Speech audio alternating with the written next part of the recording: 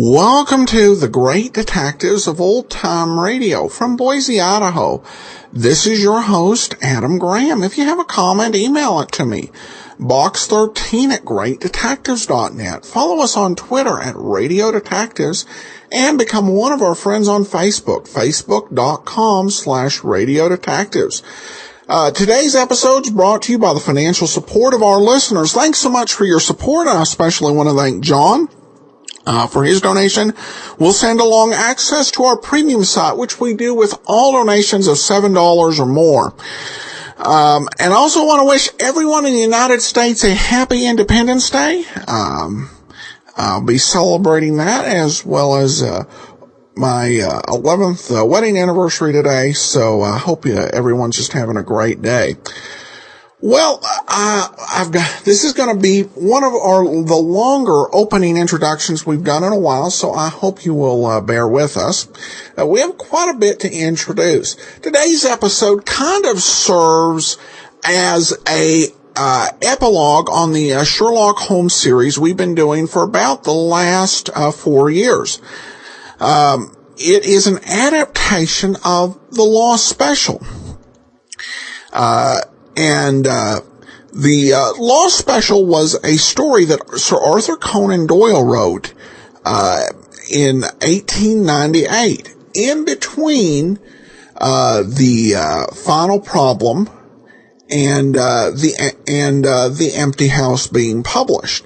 However, the story has some definite hints of Sherlock Holmes in it, particularly one of the letters to the editor, that was read. There were some hints that it came from Holmes and was not too far off from the truth. In addition to this, the Old Court Radio Theater produced its own take on the Lost Special, in which it was turned into a Sherlock Holmes story.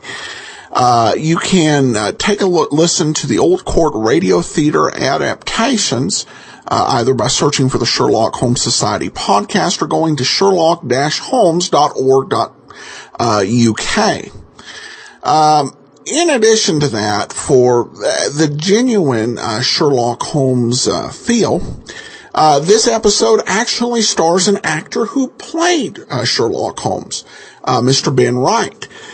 This was from February of 1949. So it was before Wright had taken on the role for Sherlock Holmes from 49 to 50 for ABC, but after he'd at least stood in for one episode for Tom Conway in the 46-47 season. Episode aired February the 12th of 1949. The program is an episode of Escape. Escape was one of the great anthologies at CBS. It wasn't as great as Suspense, and it repeated quite a few stories. A Shipment of Mute Fate was perhaps its most famous. They did that one 4 times, but there were several stories that they produced multiple times. The program didn't quite have the same budget as Suspense. So it tended not to feature as many of the big name stars in the day, particularly when Suspense got started off. It would have just very big name actors like Edward G. Robinson come through. They tended to have more up and coming actors. So in some cases, Escape would have a show like their second episode, Operation Fleur de Lis, which we played over on the Old Time Dragnet show, which featured Jack Webb along with a young Elliot Lewis and Harry Bartell. I'm kind of not knowing how much talent they were putting on, so you get to see a lot of great early performances. but script for usage was common. Still, it's 240 episodes that are in circulation, make it a favorite for fans. Escape tended to feature high adventure. You would turn in there and you would hear, you would not hear many detective stories, though there were a few. You would hear science fiction, horror, thrillers. It was just a very exciting, dynamic series that fans really enjoyed. And this is the first episode of Escape we'll bring you, but it certainly won't be the last. Well, I apologize for the lengthy introduction, but let's go ahead and get into today's episode from February 12th, 1949, The Lost Special. Fed up with the everyday grind, tired out by the dull routine, want to get away from it all? We offer you Escape. Escape, designed to free you from the four walls of today for a half hour of high adventure. You are speeding through the English countryside, the fast express train rocking beneath your feet. And you know that somewhere in the dark ahead of you, a band of men are plotting the destruction of the train, are planning the moment of your death.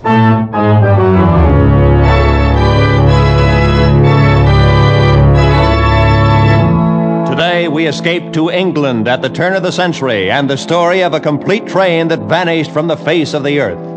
As Sir Arthur Conan Doyle told it in his fascinating tale, The Lost Special.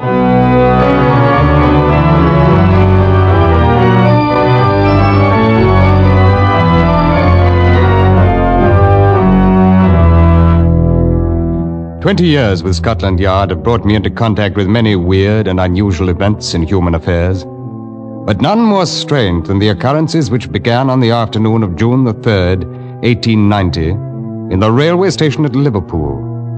On no case before had I ever felt myself so helpless, groping blindly, as it were, for an unseen adversary, not being certain of the nature of the crime, not even knowing, in fact, if it were a crime.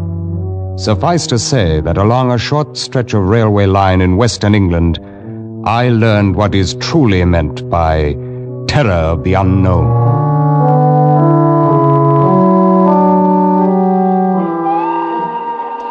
At 4 o'clock of the afternoon in question, having completed a rather minor investigation which had brought me to Liverpool, I was sitting in the waiting room of the railway station reading and waiting for the 6 o'clock train for London, entirely unaware at that moment of a rather ordinary conversation that was taking place in the office of Mr. James Bland, the station master, a few yards away. I'm very happy to know you, Mr. Carroll, and you, Mr. Gomez. And now, if I might learn the nature of your wishes? Simply this, Mr. Bland. My companion and I have arrived on the steamer from Central America, which docked less than an hour ago. It is of the utmost importance that we reach London as quickly as possible in order to arrange passage across the Channel to France. I see. Well, it's unfortunate you missed the 3 o'clock train, Mr. Carroll. However, there'll be a limited leaving at 6 that will put you in London. That is not soon enough, Mr. Bland. I cannot stress too highly the importance of my reaching Paris at the earliest possible moment. I can understand that, but there simply isn't any other train until 6. Quite so. I am informed, however, that it is possible to charter a special train upon occasion. A special? Yes, it's possible. Rather expensive, though. The cost is not important, Mr. Bland. How soon can the arrangements be made? Well, Mr. Hood, do we have an engine available? Yes, sir. Number 247 is on the north siding under emergency steam. Good. Very well, Mr. Carroll, it's 4:08 now. We can roll a special out of here at 4:30. The charge is £55. Gomez, you will pay Mr. Bland £55. Who is on the standby crew, Mr. Hood? Let's see. John Slater is engineer, McPherson guard, Smith fireman. Call them at once. Have them carry 2 standard coaches behind the engine, and telegraph the station master at St. Helens to hold the local on siding there until the special goes through. Make sure the line is clear as far as Manchester. Yes, sir. I'll send for a porter to take care of your briefcase, Mr. Carroll. Seems to be rather heavy. Thank you, no. I prefer to keep it with me, if you don't mind. Certainly, whatever you wish. Now, if you leave here at 4:30, you should be in Manchester at 5:45. The station master there will clear you on to London. and I trust you'll have a very pleasant journey.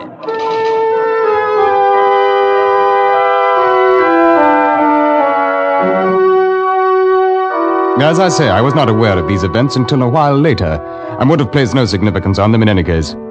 At 4:31, the special train with its 2 passengers and 3 crew members pulled out of Liverpool station and headed for Manchester. And at 10 minutes to 6, I was summoned to the office of Mr. James Bland, the station master. And so that seems to be it. Very likely I have no real reason at all to be worried, Inspector Collins. But since I saw you below there in the station, I thought it wise to call you in on it. Well, I'm happy to be of any help, Mr. Bland. As I understand it, your special train is running behind schedule, is that it? Incredibly behind schedule. It's nearly half an hour overdue at Manchester right now. We've wired them to check and report back. Well, it isn't exactly unheard of for a train to run slow, Mr. Bland. It is, unless there's some reason, and I can't think of one in this case. The special had clear track all the way. It passed through St. Helens at 4:52, right on time. They wired us, and then 15 minutes later released the local to follow along behind it into Manchester. You mentioned something about Mr. Catterall having a companion, I believe. Huh? Yes, a great hulking brute named Gomez. He didn't utter a word while they were here, seemed to be a sort of bodyguard.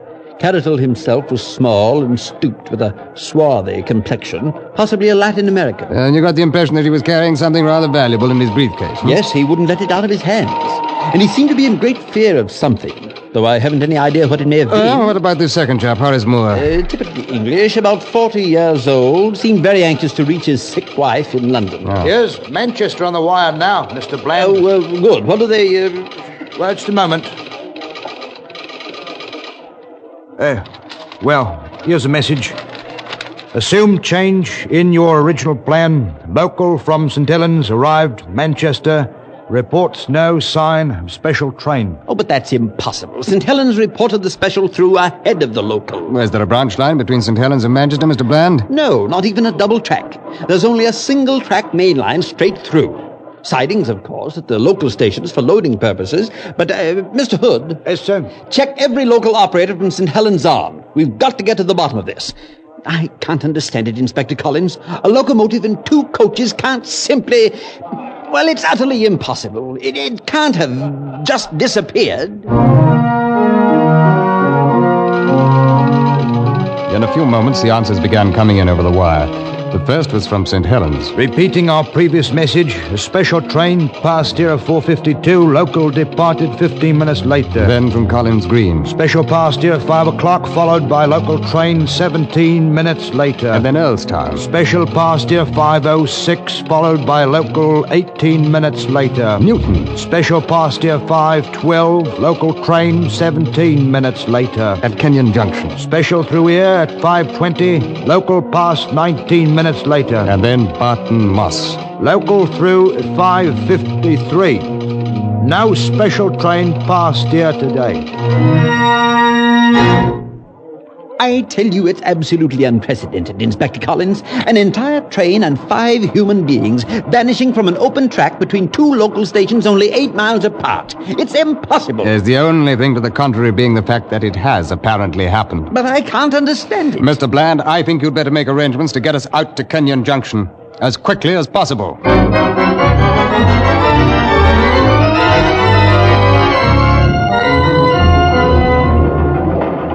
Within 10 minutes, we were in a coach behind a goods engine moving at full throttle on the main line east out of Liverpool. Since the missing special had been reported safely through Kenyon Junction, there was no need for concern with the country this side of that station. While the coach rattled and banged along the miles, we spent the time poring over a large-scale map of that 8-mile stretch between the junction and Barton Moss. As you can see for yourself on the map, Inspector Collins, it's rather open country through there. Yeah. Low rolling hills mostly, with quite a lot of coal mining and 1 steel mill. No towns or villages near the railway line. Yeah, so I see, Mr. Bland. What about these spur tracks that join the main line? There must be a dozen or more of them. 14 to be exact. Isn't it possible the special could have been switched onto one of those spurs? Well, yes and no. 8 of them can be eliminated immediately. Besides being narrow gauge tracks, they're also much too flimsy to bear the weight of a standard locomotive. Furthermore, they end at loading bins adjacent to the main line. They're not actually connected to it. I see. Well, that still leaves 6. Are they all standard gauge? Yes, but 3 of those 6 can be eliminated too, since they've been abandoned for years. The mines they were built for are no longer operated. The Red Gauntlet Despond and Heartsease collieries. Yes, but abandoned or not, if the tracks are still there, couldn't they be used? No, they could not. When service to the 3 mines was discontinued years ago, the switches, along with several hundred yards of track adjacent to the main line, were removed to prevent accidents. And that settles that. But we still have 3 lines left. Yes, and all in operation. They serve the Big Ben and Perseverance collieries and the Comstock Ironworks. Good. Then there's the probable area of our investigation. Probable. Inspector, I fail to see anything probable about a train scheduled for Manchester turning up in a dead-end siding. Well, for many years now, Mr. Bland, I've been approaching problems of this sort with a certain theory of logic. Once both the obvious and the impossible are eliminated, and we seem to agree on those, then the solution must lie in the realm of the improbable, no matter how fantastic it may at first seem. I can't believe it. Why wouldn't the train crew report in? What about Mr. Carroll's anxiety to get to London? Why wouldn't Hey, wait. We're slowing down, aren't we? That's right, sir. We're pulling into Kenyon Junction. Mm-hmm. This is the last station to report seeing the Lost Special. Very well, gentlemen. This is where we start to work.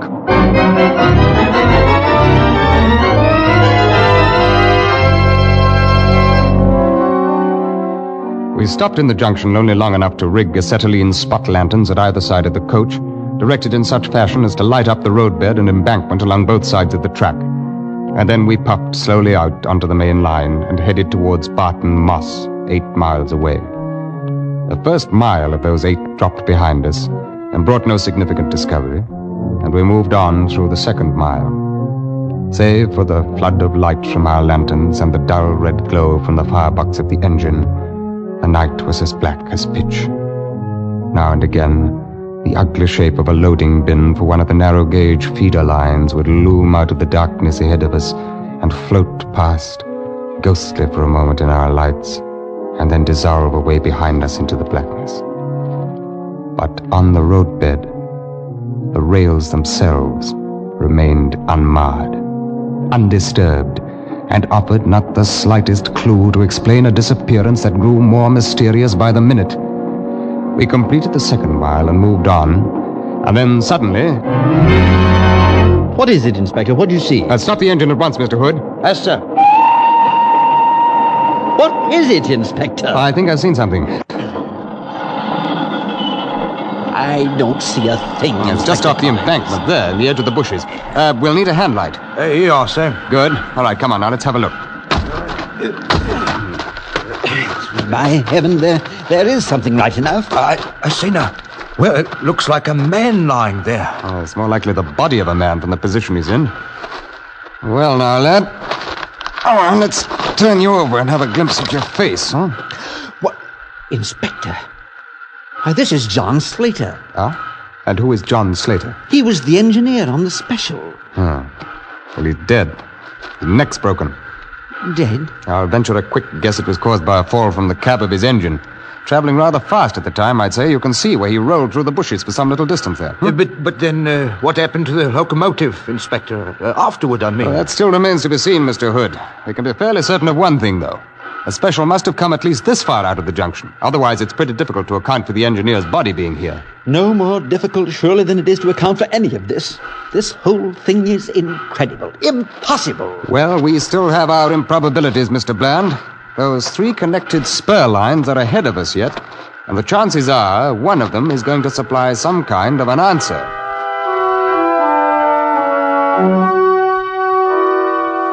By midnight, I'd completed a thorough check of the 3 lines. The first one, to the Big Ben colliery, ran 1.5 miles back into the hills and ended against the face of a huge pile of coal. Not large enough, however, to cover a locomotive and 2 coaches. I made certain of that. The line to the Perseverance colliery was hardly more than 1/2 mile long. It had been blocked all day, and it was still blocked by a string of loaded ore cars, and ended beyond them against the open rock face of a quarry. The last line, running to the Comstock Ironworks, was a double track and had been left open all day. However, a sleepy superintendent informed me that over 200 repairmen had been busy on the roadbed until well after dusk, and it was impossible to imagine a non-scheduled train passing through such a horde of witnesses unnoticed. Oh, shortly after midnight, dog-tired, we walked into Barton Moss Station, still without the slightest explanation of the mystery. I want to send a wire through to Scotland Yard. Scotland Yard? Yes, sir. Yeah, I'm prepared to postpone further investigation Investigation. Until daylight. Yes, sir. Now, sign it, Collins. Can you get that up right away? Right away, sir. Peaceful English countryside and a dead engine driver. You speaking to me, sir? Yeah, no. It is strange, though. Strange, sir? In broad daylight, a 40-ton locomotive with 2 carriages and 4 passengers has vanished from the face of the earth.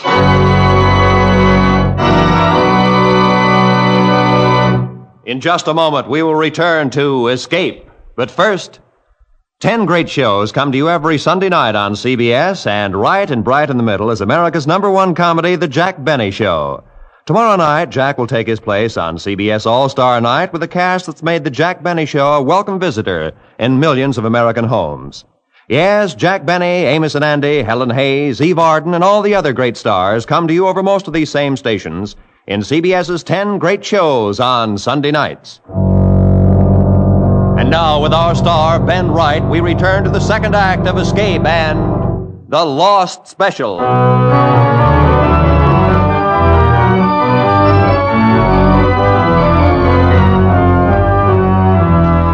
By the next morning, of course, the story was out and the daily papers went to work on it. But fortunately for Scotland Yard, the main attention of the press was directed at the moment toward the international scandal, which had been brewing for a week or two among high financial circles in France. As it was, however, letters to the editor in the Morning Post gave us quite a rough go of it. Oh, with all manner of crackpot suggestions. It seems difficult to believe that the worthy operators of Scotland Yard have overlooked the one obvious explanation as to the whereabouts of the missing train. May I advise them that some 2 miles from Barton Moss, the railroad line crosses the West Branch Canal. Unquestionably, the special leapt from the bridge and lies now in the muddy water. This whole affair is obviously the work of some subversive organization. And until the culprits are brought in to face their just deserts, no man, woman, or child in England can be considered safe. Now, my advice we are in the matter witnessing the fulfillment of ancient prophecies. The forces of evil grow bolder and begin now to invade the earth openly. There is no doubt but what that strange man Caratol was really the devil in disguise, and it is high Our first time... action this morning is to gaze quickly across the city toward Westminster Abbey. Considering the recently demonstrated inefficiency of Scotland Yard and the Manchester-Liverpool railway affair, it's quite possible the Abbey may be spirited away some night soon. A week passed, and then 2 weeks. We scoured the whole western countryside, following up every lead, tracking down each rumor, and we got nowhere. 3 weeks, 4, and then the press began to ignore the matter. 2 months went by. Nothing new. 3 months, and the activity of Scotland Yard in the matter had come to a standstill. The reason was simple enough. We had no idea what else to do. So the records were finally taken from the active file and marked, "Case still open and unsolved."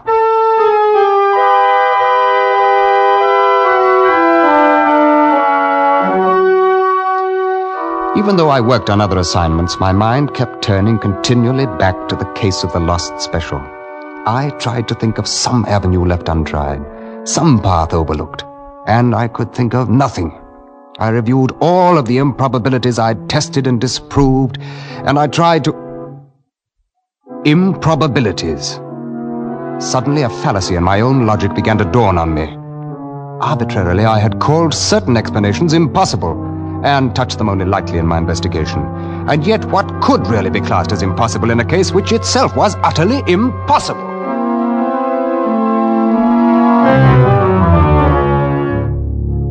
Back down to Barton Moss again, and then 10 days of painstaking work. At the end of those 10 days, I was certain that I'd found at least the essentials of the answer, and I was equally certain that I could never prove it. I could see only one bare chance, a desperate chance against long odds. I laid my plan before the chief inspector, and then Scotland Yard went into action. The London Times, 21st November 1890. Rumours are circulating that a man named Dalton, arriving in Liverpool on the steamer Vistula tomorrow, may hold the key to the long-standing Manchester railway mystery. According to reliable sources, Mr. Dalton possesses recently discovered copies of the documents which were carried in the briefcase of the ill-fated Mr. Carrotol. It is further stated that Scotland Yard is arranging to meet Mr. Dalton at the Liverpool pier and rush him forthwith to London. The next afternoon, accompanied by Mr. Dalton, I walked into the office of Mr. James Bland, station master at Liverpool, and chartered a special train for London. We shall have the train ready for you to leave in 10 minutes, Inspector Collins. Good. I'm most anxious to get Mr. Dalton and his briefcase to London as quickly as possible. Yes, I saw the squib in yesterday's paper, and I was afraid then you'd be wanting a special train arranged. I'm still worried about it, as a matter of fact. Oh, I hardly think there's any need to be. You've run a good many specials up to Manchester since that affair 6 months ago, and you've never lost another one, now have you? No, but I'll confess I've shaken in my boots every time I've watched one of them pull out of here. I say now, you're going to have me jumping at my own shadow. Oh, don't worry, Mr. Dalton. I'll have you in London before you know it, and none the worse for the trip. Nevertheless, Inspector, you'll have to admit the situation today is very much like the one 6 months ago. Oh, yes, in some ways. The mysterious stranger arriving by steamer from South America and in urgent haste to reach London.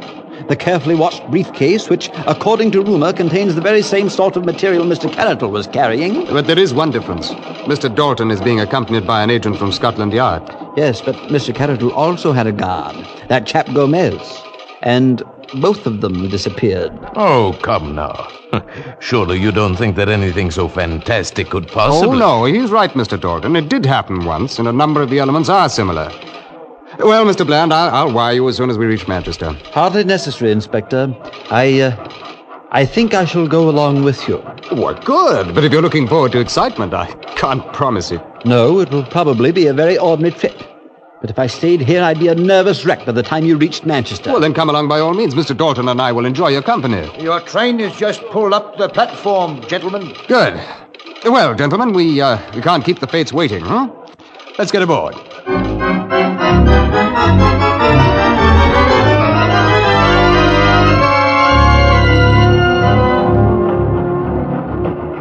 Well, it's certainly been an uneventful journey so far. Why, I hardly expected anything to happen this side of Kenyon Junction, and it's right ahead of us there. Inspector Collins, do you mean you are expecting something to happen on the other side of it? Oh, yes. Yes, that's the whole purpose of the trip. I don't believe I follow you. Yes, I imagine it is about time that you were brought in on this, Mr. Bland. I didn't want to take any chances by discussing it before we were well along towards the danger area. We're passing through Kenyon Junction, Inspector. Good. Mr. Dalton there is a Scotland Yard agent, by the way, Mr. Bland. Oh? And all he's carrying in that mysterious briefcase is half a dozen ham sandwiches. I think I should welcome some sort of explanation, Inspector Collins. Yes, do you ever hear of the old trick an archer uses when he loses an arrow?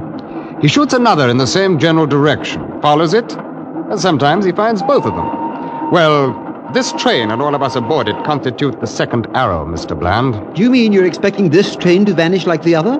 Why, you're deliberately risking our lives. Oh, the risk is not quite so great as you may imagine. But what makes you believe the attempt will be repeated? I've created as nearly as possible the same set of conditions that led to the first disappearance. If I'm right about the motivation, the parties concerned can hardly afford not to repeat. What motivation? I fail to see one. Well, it requires a bit of assuming, Mr. Bland, but the assumptions seem to fit the facts as well as the method used. Let's take some of those facts. Mr. Carrotol was in a frantic hurry to reach Paris. His briefcase apparently contained something of great value. He was afraid an attempt would be made to prevent his reaching Paris. Yes. In Paris at that time, a huge financial scandal was brewing, which later came to nothing because of lack of evidence. The scandal involved illegal land operations in Central America, and Mr. Carrotol had just arrived from Central America with his briefcase. Even so. Yeah, and finally, it must require a good deal of money to bring about the disappearance of a locomotive and coaches, whereas ordinary criminals rarely have a good deal of money. Now, do you follow me? Yes. Yes, of course. If all that's true, then the idea was to eliminate Carrotol completely, along with his evidence. And that's exactly what was done. Inspector, we just passed the spot where John Slater's body was found. Well, then heads up, Mr. Dalton. It's only a few hundred yards now. Tell me this, Inspector. Have you also discovered how the thing was done? Oh, yes. But I'm in the unfortunate position of not being able to prove it. And what do you think it's going to prove if the same thing happens to us? Oh, that. Well, I forgot to mention that there are 20 agents of Scotland Yard concealed in the coach behind us. They're specially selected, armed with rifles and are there for the express purpose of making sure the same thing does not happen to us. We're slowing down, Inspector Collins. Well, I think this is it. Slowing down? Why? We're leaving the main line. But we can't leave the main line. There's no siding here. Oh, yes, there is. There's the spur track to the Heartsease colliery. But it's abandoned. There's no connection to the main line. The rails were taken away years ago. Ordinarily, you would be right, Mr. Bland, but at the moment there's an excellent switch installed at the main line, and also a very serviceable set of rails connecting it with the old track. We're traveling over them now, as a matter of fact. You see anything, Mr. Dalton? Not yet, sir. The train is being manned, incidentally, by Scotland Yard agents.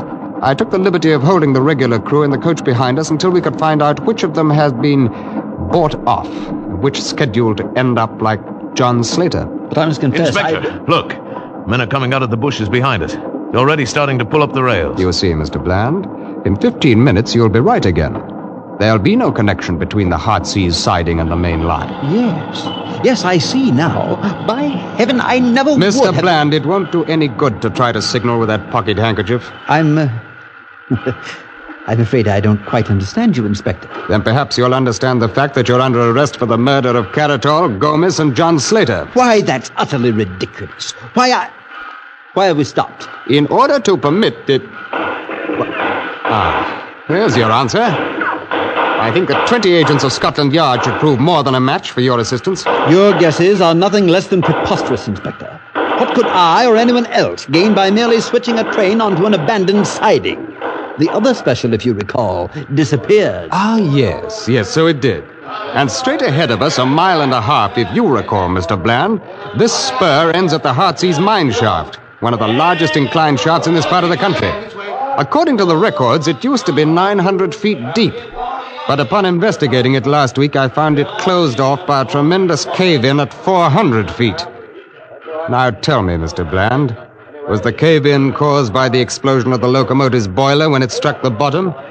Or did you dynamite the shaft after the train went into it? You've no proof of any of this and no evidence whatsoever against me. Your train crew in the coach behind us have all signed statements. And I think we'll get a good deal more evidence from the men who are being rounded up out there now. I have nothing further to say. There's nothing you can say, Mr. Bland.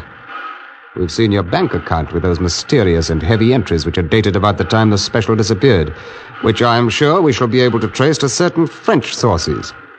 We've succeeded in tracing down Macpherson and Smith, the fireman and conductor you bribed to vanish. Too bad you couldn't bribe Slater, the engineer, because his death was most unfortunate. You see, his body furnished us with our first clue. Yes, Mr. Bland. Without Slater's body, we might really have thought that the lost special had disappeared into thin air.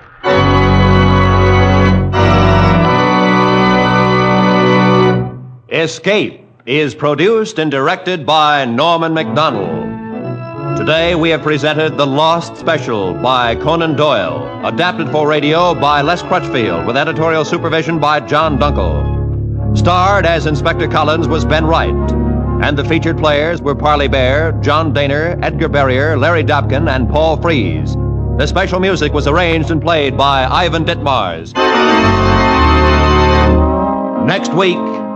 You're aboard the Orient Express, rushing through the European night, bound for Constantinople. And in your compartment with you, a gun pointed at your head, a small, mysterious foreigner is about to take your life.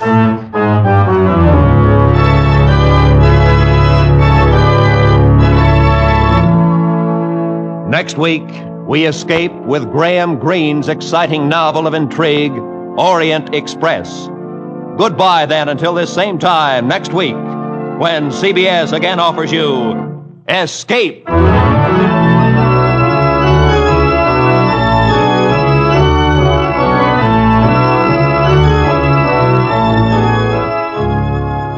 For more adventures, seek it out with two top CBS shows tonight. The Adventures of Philip Marlowe and Gangbusters, both regular Saturday features on most of the same CBS network stations. Be sure to hear them tonight. Now, stay tuned for 5 minutes of the latest news, to be followed by the Let's Pretend program over most of these same CBS stations.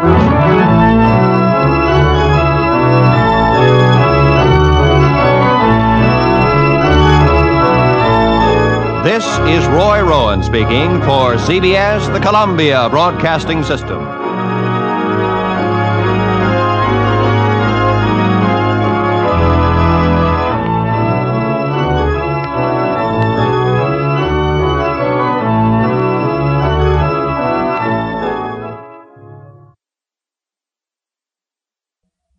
Welcome back. Every adaptation I've heard of this story has been a little bit different.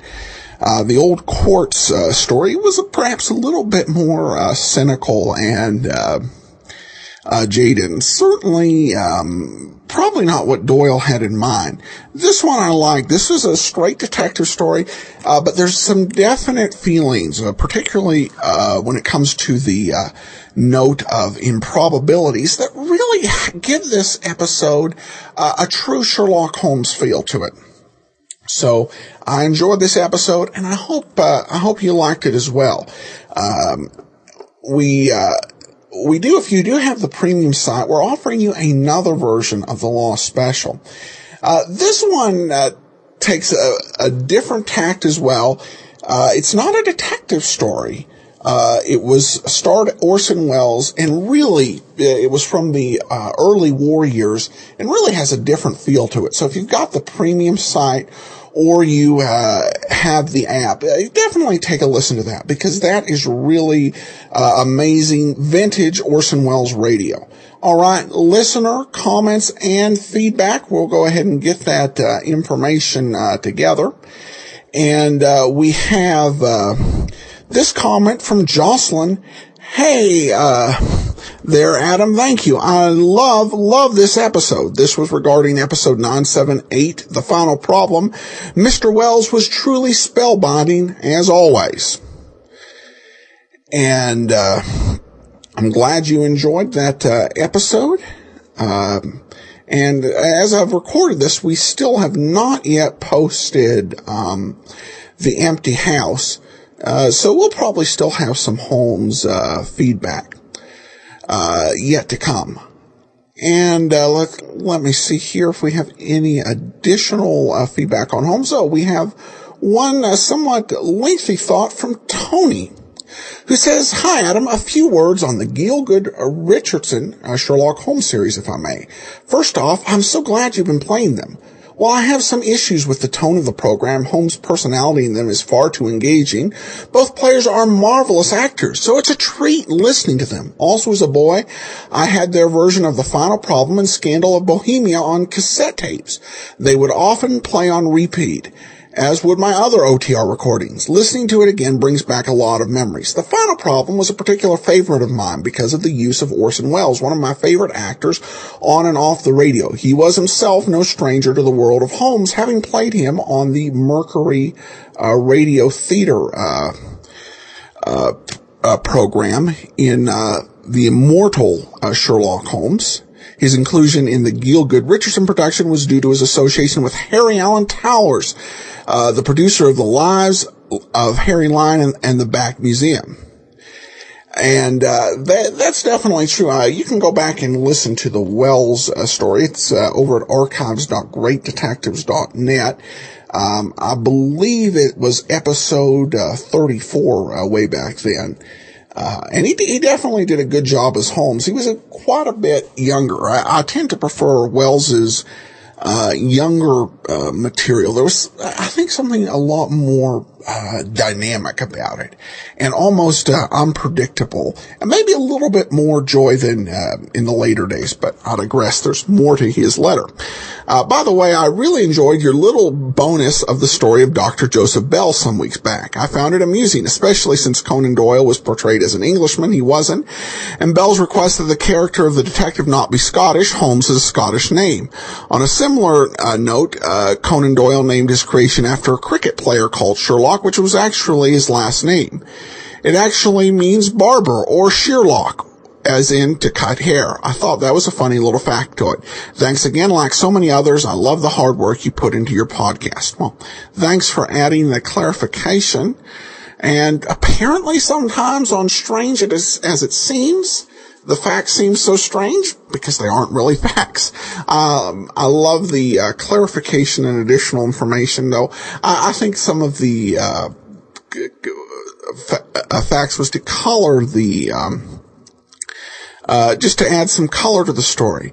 And while you're right that Hone could be a Scottish name, it was never quite played that way. It's like a very strong ethnic Scot. So I think that may have been where the writers got the information from.